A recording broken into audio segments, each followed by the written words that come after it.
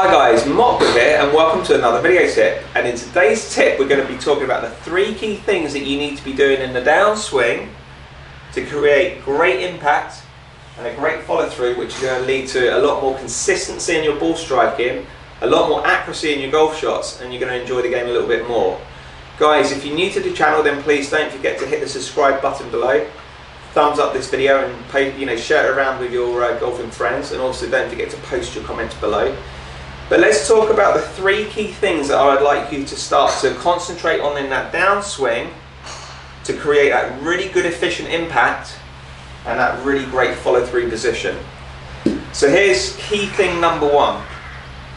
Now when you get to the top of the backswing, and we're going to just assume that you get into that really good top of the backswing position. If you're unsure of the 3 key things in the backswing that you're looking for, check out my previous video, because that's where we talk about the good 3 key things that you need to be doing in the backswing there.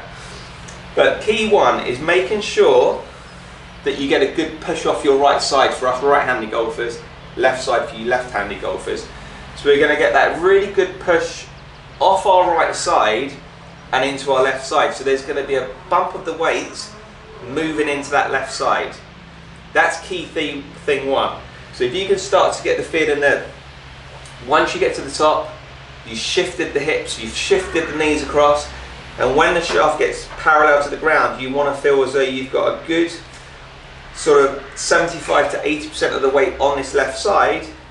The right knee's coming in, and the shaft, which is going to be key number 2, is parallel to the ground and parallel to the target line. We'll talk about that a little bit more of that in a second. So that's key thing 1, is you get to the top, you get that good dynamic shift of the weight into that left side. Quite often I see a lot of golfers where they get to the top and then they just spin out with their right shoulder, so their right hip and their right shoulder is spinning out towards the golf ball, so the weight's really transferring from the heel to the right toe before it gets into the left side. Now if you do that, that's where you start to make that over the top movement. You get your pulled shots and you get your slice shots. So if you can start to master that weight transference, up at the top, shift across. So my weight, if you like, is on the inside of my right heel at the top, and then from here I'm pushing it across. So I'm not moving my weight towards my toes, I'm pushing it across, so it's transferring from my right heel towards my left toe. So that's going to be that good weight shift across. That's dynamic number 1 that you want to focus on. The second key thing in the downswing is making sure that when you get the shaft back parallel to the ground, you want to be somewhere parallel to the target line. Now if you shallow the club too much and it comes too much from the inside here, where the shaft is parallel to the ground but it's not parallel to the target line, it's too far behind you, that's when you can get your big blocks, or you can get your hooks round to the left. Now if you get to the top and you don't transfer the weight and you spin out and you get parallel to the ground, now the shaft is way outside the target line. So it's not parallel to the target line, it's way outside, and this is where you're going to get your club coming across the ball. And again, if you've got the face matched up to the path, that's where you get your pulls. If you leave the face open, that's when you get your big slices. So that's key number 2. So you've got key number 1, the weight shift. Key number 2 is the shaft is nice and parallel to the ground. Now when you do that, if you notice where the right arm is, for me, the right arm is nicely tucked into my side. I haven't got my right arm too far behind my body, because again that's going to get the shaft too far behind me. I haven't got the shaft too far out in front of my body. That's going to get my arm too much out in front of me. So it actually gets the right arm in a good position. So as a general rule, like I say, as soon as the shaft gets parallel to the ground, it's parallel to the target line, the right arm is into the side, and the shaft for me is literally running along my toe line. It's not too far out in front, it's not too far in here. It's in that perfect position for me to then deliver the strike on the ball.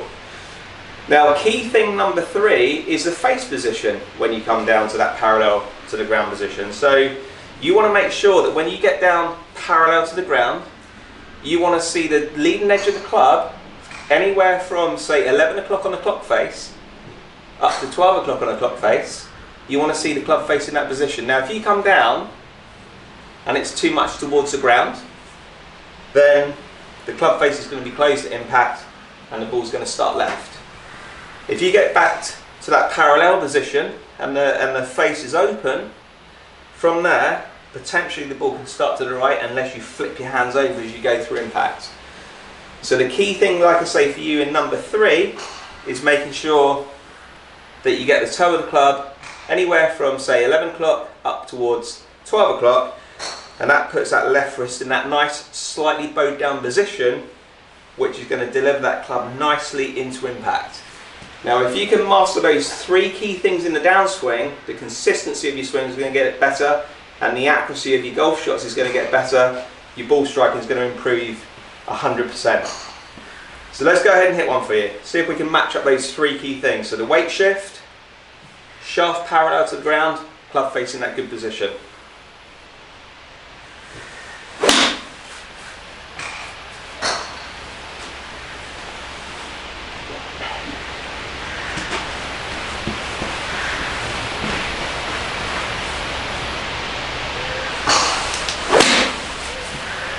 Absolutely perfect.